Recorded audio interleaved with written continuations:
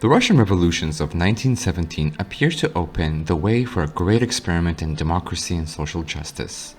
In March, a popular uprising overthrew the monarchy, and in November, its successor, the provisional government, was swept aside by the Bolsheviks.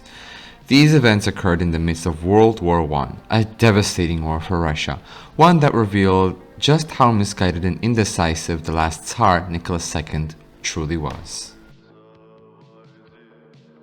In the decade before World War I, the Russian Empire's economy grew substantially, but then came years of war, revolution, and famine, costing the lives of millions and wiping out that material progress. Factories and transportation systems were heavily damaged or destroyed, and agriculture was in shambles. Armies clashed across the landscape, confiscating produce and animals, making the routines of sowing and harvesting difficult or even downright impossible. Hordes of civilians deserted cities for the countryside, searching for food. Wars, upheavals, and brutalities combined with the anti-private business attitude of the Bolsheviks forced many private businesses, big and small, to close up, and many business people fled the country. When the Civil War ended in 1921, Lenin introduced the new economic policy, also known as NEP. According to his plan, small private enterprises were to coexist inside the main socialist economy of government-owned businesses, industries, and public services, such as banks, utilities, schools, transportation, communications, and heavy industry. During NEP, which lasted until 1928 to 1929, the Soviet economy improved and Soviet arts flowered as they never would again. The government controlled and subsidized prices for groceries, mass transportation, education, childcare, apartment rents, hotel rooms, restaurant meals, and healthcare, and kept these goods and services cheap. However, the problem was always availability and quality. There was little that people wanted and needed that was not chronically in short supply, of poor quality, or both. Most able-bodied adults worked for the government. By the late 1960s, they put in around a 40-hour, 5-day work week, and by the mid-1980s, had a higher standard of living in terms of housing, medical care, income, social services, education, and city residency.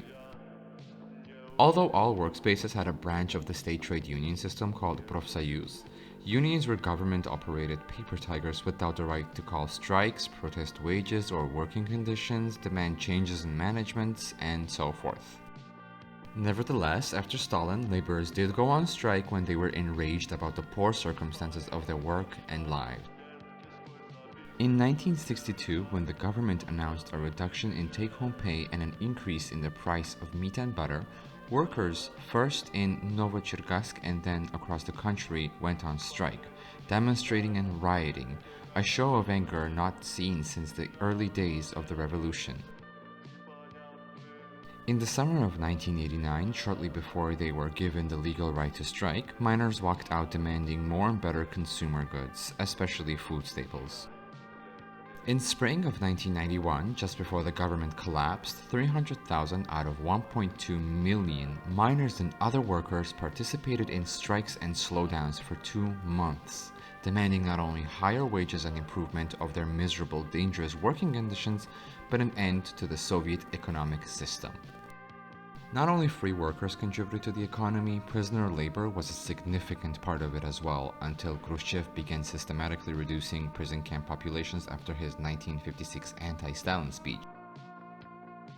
Prison slave labor was used for a wide variety of occupations, including highly specialized technical and scientific jobs, but prisoners mainly did work that was particularly dangerous and exhausting, such as mining, logging, and construction.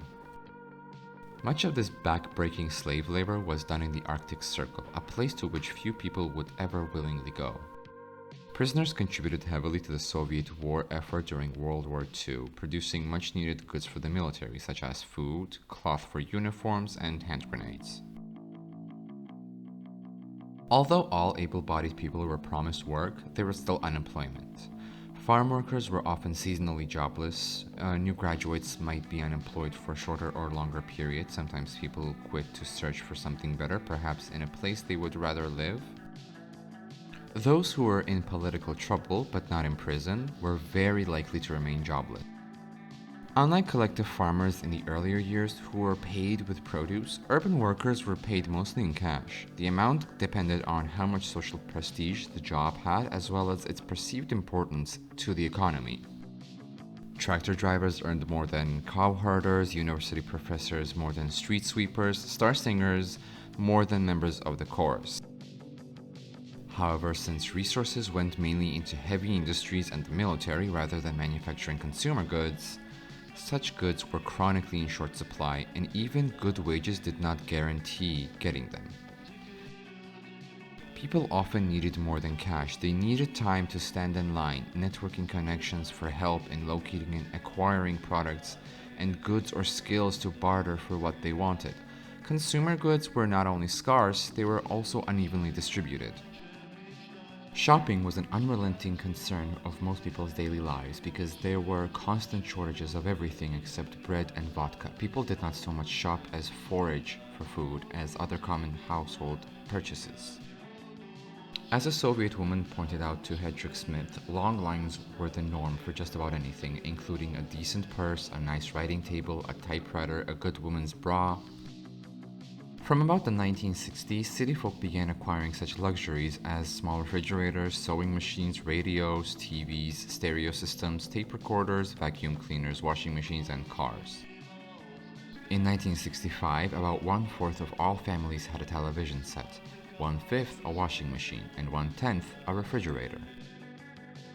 By 1989, a large majority of families had TV, about 3/4 had washing machines and refrigerators or freezers, according to a Soviet survey.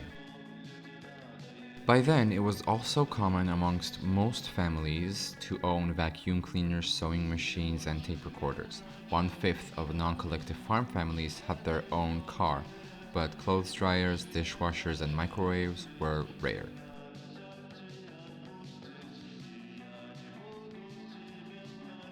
Thank you all so much for watching. Make sure you leave a like and subscribe down below so you don't miss any of our future uploads.